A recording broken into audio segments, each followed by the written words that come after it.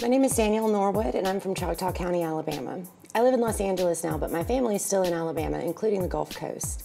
Like my friends and family back home, I felt angry and powerless when BP's oil spill caused so much damage to the region. The suffering caused by that disaster hasn't ended. It was because of the BP oil spill that I first met Peta Lindsay.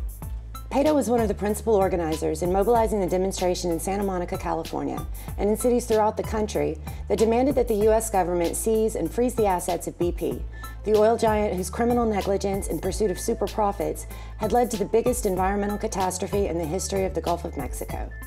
While millions of gallons of oil were spilling directly into the Gulf, destroying the environment, destroying wildlife, destroying small businesses, and destroying jobs, Peta Lindsay and her comrades were building a nationwide effort that really meant something to the people in the Gulf area. Instead of begging BP to, quote, do the right thing, Peta Lindsay was a strong, clear voice demanding the seizure of BP's assets and the use of those assets to provide compensation and relief for all of those who had been harmed by the BP oil disaster. Like so many other working people from the Gulf Coast, I saw in the BP oil spill just one more crime committed by big corporations against the people. We were frustrated and angry that the government that claimed to be of, by, and for the people was actually functioning as a prop for these billionaire oil officials. After meeting Peta at that demonstration, I too became an organizer in the Seize BP campaign.